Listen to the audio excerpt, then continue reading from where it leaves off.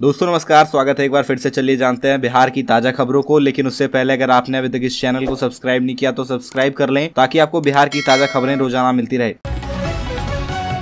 सबसे पहली और बड़ी खबर, नई शिक्षक नियुक्ति नियमावली पर फिर घिरी सरकार। महागठबंधन के अंदर अकेले पड़ने लगी है आरजेडी, शिक्षकों की हड़ताल बढ़ा सकती है सिरदर्द। बिहार में नई शिक्षक नियुक्ति नियमावली को लेकर महागठबंधन सरकार एक बार फिर से घिरती हुई नजर आ रही है। राजद को छोड़ के महागठबंधन की ज्यादातर बड़ी पार्टियां यानी जदयू, कांग्रेस और माले ने इस पर अपनी आपत्ति जाहिर की है। वहीं मुख्य विरोधी दल बीजेपी तो इसका विरोध कर ही रही है। ऐसे में 15 फरवरी से जाति आधारित गणना का दूसरा चरण शुरू होने वाला है। वहीं राज्य के कुछ संघ ने जाति गणना का बहिष्कार करने का ऐलान कर दिया है। ऐसे में अगर लगभग 4 लाख शिक्षक हड़ताल पर चले गए तो सरकार के लिए यह बड़ा सिरदर्द बन जाएगा। बच्चों की पढ़ाई अलग बाधित हो जाएगी। अगली खबर, बिहार के सभी विश्वविद्यालयों में इसी वर्ष से लागू होगा 4 वर्षीय स्नातक कोर्स। कॉमन एंट्रेंस टेस्ट से होगा दाखिला। बिहार के विश्वविद्यालयों में चॉइस बेस्ड क्रेडिट सिस्टम के तहत 4 वर्षीय स्नातक कोर्स 2023 से 2027 की पढ़ाई इसी साल से शुरू हो जाएगी। 4 साल की स्नातक डिग्री में विद्यार्थी को 8 सेमेस्टर उत्तीर्ण करने होंगे। यह निर्णय कुलाधिपति राजेंद्र विश्वनाथ अरलेकर की अध्यक्षता में गुरुवार को राजभवन में आयोजित बैठक में लिया गया। इस बैठक में शिक्षा विभाग के अपर मुख्य सचिव दीपक कुमार सिंह समेत सभी विश्वविद्यालयों के कुलपति मौजूद रहे। इस दौरान प्रथम वर्ष के लिए सिलेबस और कोर्स स्ट्रक्चर तैयार करने के लिए कमेटी गठित करने का निर्णय भी लिया गया है। सीबीसीएस के तहत वर्षीय स्नातक स्तरीय एंट्री एग्जिट कार्यक्रम का रोडमैप तैयार करने के लिए आयोजित बैठक में निर्णय लिया गया कि शैक्षणिक सत्र 2023-24 से प्रथम वर्ष की पढ़ाई शुरू की जानी चाहिए। सहमति बनी है कि शैक्षणिक सत्र 2023-24 से ही विश्वविद्यालय अपने स्तर पर प्रवेश ले सकेंगे। विश्वविद्यालयों को एक ही समय पर सभी संबंधित कार्य पूरे करने होंगे। इसकी तिथि और टाइमलाइन राजभवन तय करेगा। विश्वविद्यालय अपनी मनमर्जी से दाखिला नहीं ले पाएंगे।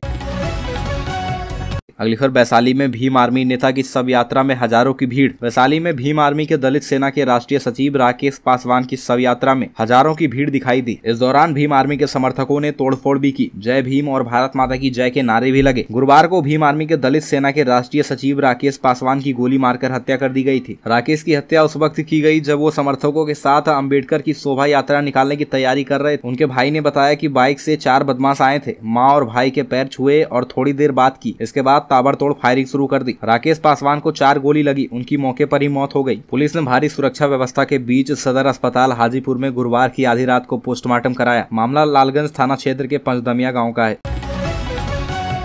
अगली खबर, नित्यानंद राय की चिराग पासवान से मुलाकात। एनडीए में जाने की अटकलें फिर से तेज। केंद्रीय मंत्री नित्यानंद राय ने गुरुवार देर रात लोजपा के मुखिया चिराग पासवान के घर जाकर उनसे मुलाकात की। इसके बाद चिराग की एनडीए में वापसी की अटकलें फिर से तेज हो गई है। 2 दिन पहले उन्होंने गठबंधन में जाने को लेकर कोई स्पष्ट जवाब नहीं दिया था। इससे पहले वे आरजेडी की इफ्तार पार्टी में शामिल हुए थे। हालांकि अब बीजेपी नेता से मुलाकात के बाद माना जा रहा है कि उनकी एनडीए में वापसी पर बात चल रही है। अगली खबर, जमुई में महिला से रेप केस करने पर मारने की धमकी। चानन प्रखंड की सीमा क्षेत्र के सटे कजरा थाना क्षेत्र के बुधौली बनकर पंचायत के न्यू बांकुड़ा कोड़ासी में एक महादलित महिला के साथ सोमवार की रात दबंगों ने बलात्कार की घटना को अंजाम दिया। घटना के बाद जब महिला शिकायत करने थाना जाना चाहिए तो दबंगों ने उन लोगों की जमकर पिटाई भी कर दी और थाना जाने पर जान से मारने की धमकी दी। पीड़ित महिला ने बताया कि सोमवार की रात जब हम बच्चों के साथ घर के बाहर खाट पर सोए हुए थे, तभी जानकीडीह निवासी उदय यादव, पिता नारायण यादव एवं पंकज यादव शराब के नशे में मेरे पास पहुंचा और मेरे मुंह में गमछा ठूसकर बगल के बहियार में ले गया। इसके बाद मेरे साथ दुष्कर्म किया। इसी दौरान हल्ला करने पर गोतनी और ग्रामीण दौड़े हुए आए और उदय यादव को पकड़ लिया, जबकि पंकज यादव वहां से फरार हो गया। अगली खबर, नीतीश की मुहिम पर बोली बीजेपी घर संभल नहीं रहा और देश संभालेंगे। पटना में भाजपा नेताओं ने बिहार सरकार और मुख्यमंत्री नीतीश कुमार पर जमकर हमला बोला। विपक्ष को एकजुट करने की उनकी मुहिम पर तंज कसा। बिहार के पूर्व डिप्टी सीएम और राज्यसभा सांसद सुशील मोदी ने कहा कि उनसे अपना घर तो संभाल नहीं रहा, देश कैसे संभालेंगे। जो भ्रष्टाचार के आरोपी हैं, जिन पर सीबीआई और ईडी की छापेमारी चल रही है, उन्हें एकजुट करने का प्रयास में नीतीश कुमार लगे हुए हैं। वहीं केंद्रीय मंत्री गिरिराज सिंह ने कहा कि 2024 के लिए देश में पीएम का पद खाली नहीं है। नीतीश कुमार के राज्य में अभ्यर्थियों को नौकरी मांगने पर लाठी खानी पड़ रही है, जबकि आज लगभग 71,000 सरकारी नौकरियों का नियुक्ति पत्र बांट दिया गया है। दोनों ही नेता आज पटना में पीएम मोदी के नियुक्ति पत्र वितरण कार्यक्रम में शामिल हुए, जहां नीतीश कुमार पर निशाना साधा।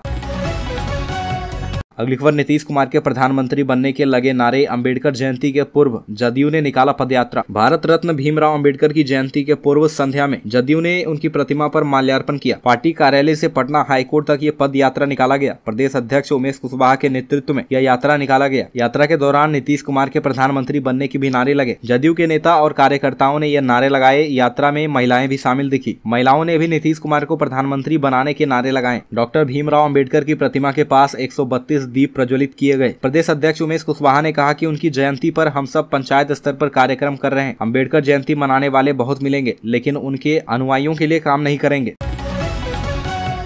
अगली खबर, बिहार राजस्व और भूमि सुधार विभाग में निकली बम्पर भर्तियां। बिहार के युवाओं के लिए खुशखबरी है। बिहार राजस्व और भूमि सुधार विभाग ने बम्पर पदों पर भर्ती निकाली है। इच्छुक उम्मीदवारों से ऑनलाइन आवेदन मांगे गए हैं। ऑनलाइन पंजीकरण की प्रक्रिया 13 अप्रैल 2023 से शुरू हो चुकी है। जो उम्मीदवार इन पदों के लिए आवेदन करना चाहते हैं वे आधिकारिक वेबसाइट bceceboard.bihar.gov.in पर जाकर अपने आवेदन पत्र को जमा कर सकते हैं। बिहार राजस्व एवं भूमि सुधार विभाग की इस भर्ती के लिए आवेदन करने की अंतिम तिथि 12 मई 2023 तक है। इस भर्ती अभियान का उद्देश्य अमीन, कानूनगो, विशेष सर्वेक्षण लिपिक और बंदोबस्त अधिकारी के 10,101 पदों को भरना है।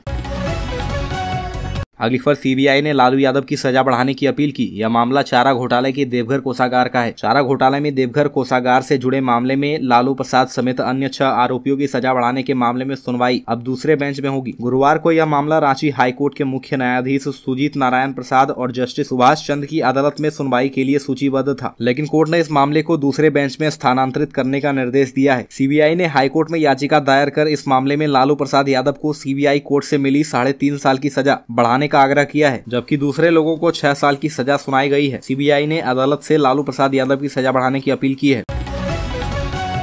अगली खबर, सम्राट चौधरी बोले बीजेपी की सरकार बनी तो होगा अपराधियों का एनकाउंटर। बिहार भाजपा के प्रदेश अध्यक्ष सम्राट चौधरी ने खुलकर ऐलान कर दिया है कि अपराधियों का मनोबल लगातार बढ़ता जा रहा है, इसलिए बिहार में भाजपा की सरकार बनी तो अपराधियों का एनकाउंटर किया जाएगा। बिहार में कोई भी अपराधी बाहर नहीं निकलेगा, इस बात की मैं गारंटी लेता हूँ। उक्त बातें बिहार भाजपा प्रदेश अध्यक्ष ने एक कार्यक्रम में कही। वहीं दूसरी ओर नेता प्रतिपक्ष विजय कुमार सिन्हा ने भी सरकार पर हमलावर होते हुए कहा कि बिहार में अपराध और अपराधियों के दमन के लिए बिहार में भी बुलडोजर वाले शासन की जरूरत है। अगली खबर, 14 मई को होगी मध्य निषेध सिपाही भर्ती परीक्षा। नालंदा में मध्य निषेध सिपाही भर्ती की लिखित परीक्षा 14 मई को होगी। इसमें जिले के 29 परीक्षा केंद्रों पर कुल 20,006 परीक्षार्थी शामिल होंगे। मध्य निषेध सिपाही की 689 पदों पर भर्ती होनी है। पहले ये एग्जाम 7 मई को होने थे, लेकिन नीट के कारण डेट आगे बढ़ा दी गई है। अगली खबर, दिल्ली से पटना लौटे सीएम नीतीश बोले विपक्षी एकता का प्रयास है, चिंता की कोई बात नहीं। मुख्यमंत्री नीतीश कुमार गुरुवार की शाम दिल्ली से पटना लौट आए हैं। पटना एयरपोर्ट पर उन्होंने मीडिया से बात करते हुए कहा कि विपक्षी एकता का प्रयास है, चिंता की कोई बात नहीं है। सभी विपक्षी पार्टियों के नेताओं से बात हुई है, सभी ने अपना स्टेटमेंट दे दिया है, आप लोगों को सब समझ में आ जाएगा, अभी थोड़ा रुकिए। नीतीश कुमार से यूपी में हुए अतीक के बेटे के एनकाउंटर पर भी सवाल किया गया, लेकिन वो बिना कुछ कहे ही चले गए। पटना आने से पहले उन्होंने दिल्ली में लेफ्ट के नेताओं से भी मुलाकात की। अगली खबर, बिहार की शिक्षा में बड़े स्तर पर सुधार की पहल। प्रारंभिक और माध्यमिक स्कूलों को मिलेंगे योग्य शिक्षक। बिहार की स्कूली शिक्षा में बड़े स्तर पर सुधार की पहल हुई है। इसकी वजह है 2 दिन पहले सरकार ने बिहार राज्य शिक्षक नियमावली 2023 को लागू किया है। इसके दूरगामी परिणाम सामने आएंगे। खासकर वर्तमान में शिक्षकों की गुणवत्ता पर उठ रहे प्रश्नों का भी समाधान होगा। बिहार के विद्यालयों के शिक्षण और प्रबंधन कार्य में सुधार आएगा। कई शिक्षाविदों ने भी स्कूली शिक्षा में सुधार के लिए सरकार के इस फैसले को सराहा है। राज्य के 71,863 प्रारंभिक और 9,360 माध्यमिक विद्यालयों में शिक्षकों की नई भर्ती प्रक्रिया के अमल में आने से स्कूली शिक्षा में न सिर्फ गुणात्मक सुधार आएगा, बल्कि विद्यालय प्रबंधन मामले में भी इसका व्यापक प्रभाव पड़ेगा।